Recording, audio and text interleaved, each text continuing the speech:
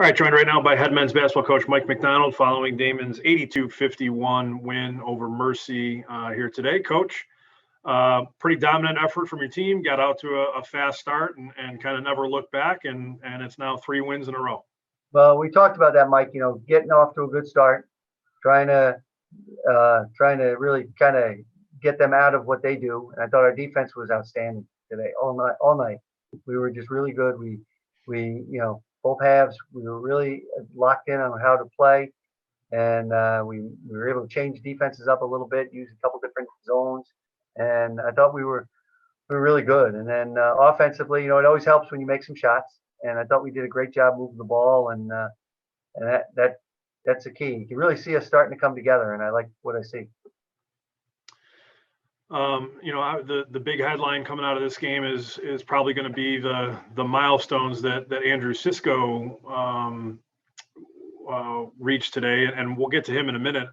I don't want to take anything away from what Sean Fossero did. He was phenomenal at both ends of the court from start to finish.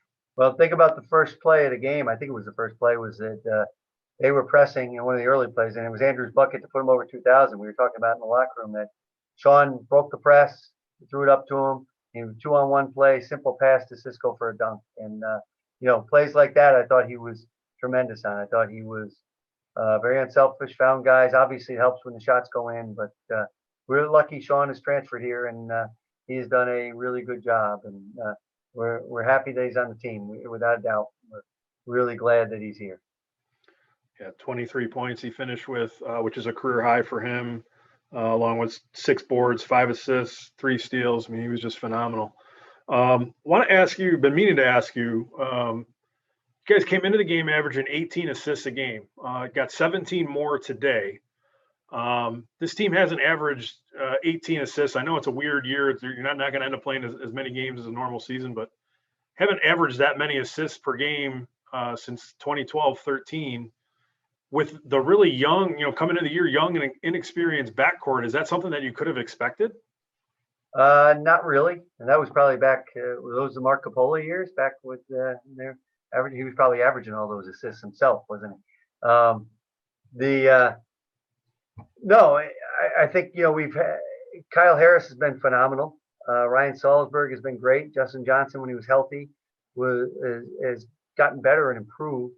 So, yeah, and I think we've been very good. The last few games, we haven't turned the ball over nearly as much, and that's helped. And they even said afterward that they were trying to press us. They were trying to turn us over. They were going to get into our guards. We're young guards and everything. And we didn't flinch. We didn't back down. We were smart. We moved the ball.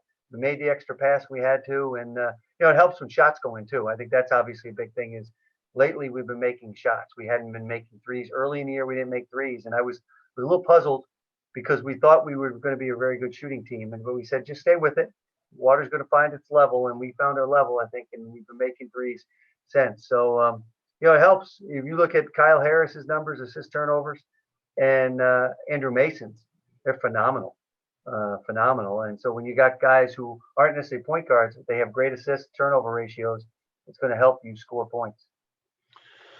Another thing that was maybe a little bit unexpected is the way this team rebounds. Now, I know you got Cisco, who's probably the best rebounder in the country, so that certainly helps your cause. But +9 on the backboard again today. You guys are like top 10 in the country in rebound margin right now, and you're playing 4 guards most of the time. I know. Andrew Mason was a point guard in high school, and he's playing the 4 for us. He said in the locker room afterward, he had 8 rebounds today. And I said, you couldn't get double figures? And he goes, I have more rebounds now than I did my entire high school career. But he got tough rebounds today, too, right? He stuck his nose in there. I mean, Mercy's got some big guys. And he got in there, and he battled with them and was able to come up with the dirty rebounds. And I think those are the keys to winning. I think, and him and Sean, we might not be the biggest dogs in the fight, but we are tough, and we're going to bite your ankles if we have to. And obviously, it helps having Andrew. But like you saw today, they did a really good job of making sure Cisco couldn't get to the boards, really trying to keep him off the boards. And so he's a phenomenal rebound. Obviously, you get 1,000 rebounds, over 1,000 rebounds in your career, 3.5 years. He's a phenomenal rebounder. but these other guys have done a very good job, and it's not just one guy. And I think that's kind of the theme for the whole day today is it's not just one guy. We heard early on like, oh, you got to develop a second scorer, you got to get that second and third scorer. Who else is going to score, right? Everybody was saying it, and now I think you start to see these guys are starting to develop, and they're going to get comfortable. And Sean has his nights like he did today. Kyle Harris has had great games. Ryan Salzberg has been very solid. Andrew Mason has been very consistent. And then when you combine all that with Andrew Cisco, you're putting some nice pieces together. I mean, 3 or 4 weeks ago when this all stuff started, I don't know when we started, 6 weeks ago when we started playing games, if we had said, hey, Cisco's only going to have, 15, 16 points tonight, right? And you're still going to score 82. A lot of people wouldn't have believed it. And, but I thought we're starting to evolve. We're starting to get our identity, and we're starting to trust each other. And, it's really, really fun to see. Well, I think it speaks to the development of your team, which we talked about after the Roberts Wesleyan game earlier this week. Cisco's averaging about 30 a game, and I think early in the year you needed him to score that many to be competitive and to win. And now you're right, you can win a game where, I mean, he had 15 and 9. It's not like he would play terrible or anything, but maybe for his level it is. Yeah. But again, everybody plays is different. Some teams say, hey, let him score, shut the other guys out. And then he does what he did to Queens last year, right? Where he has almost 50. And some teams are saying, we're going to do whatever we can to get it out of his hands. Like they were very physical with him tonight. They tried to get the ball out of his hands. They doubled him, like sometimes on the dribble, sometimes on a catch. They sometimes double from the weak side, sometimes triple. And to his credit, getting rid of the ball, moving the ball, and finding other guys. And to the guys' credit, being able to play, with him and being confident enough to not just stand around. I always said that we don't want to be a bad 1990s NBA team where we stand around and just look in the post, throw it in. Instead, we're moving the ball, and the ball's going to find him at the right time, and it's finding some of the other guys at the right time too. Just curious your thoughts on the milestones that he did reach today. You kind of alluded to him a little bit, but goes over 2,000 points, first player in program history, goes over 1,000 rebounds, third player in program history. And I got to check my notes again from my man Granozio, but I think he's only like the 14th or 15th player ever to do it in the history of the East region here in NCAA Division II. And it's all credit to him. I mean, if you had told us when we recruited him, and you were on that staff then with Mike Birkin too, where we said, hey, this guy's going to come in and get you 2,000 points and 1,000 rebounds. The guys coming behind us would have been the drug testing people to see what the heck we were on, because you wouldn't think that. But he has worked. He has found his niche. He's understood. He got himself in great shape where he can play, 35 minutes. If he's not playing more than that, he's mad at me for taking him out. But he has been, he has gotten himself in shape. He has worked on his game, and you see what's happened. And it's not easy to do what he's done and to face double teams, triple teams. He's not scoring by threes. He's scoring by twos. He's got free throws.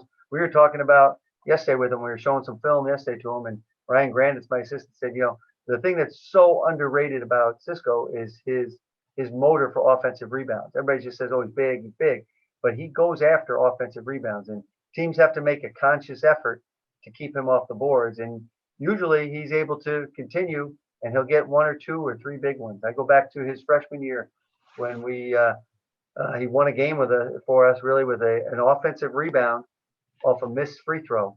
I think it was against Wilmington here at home.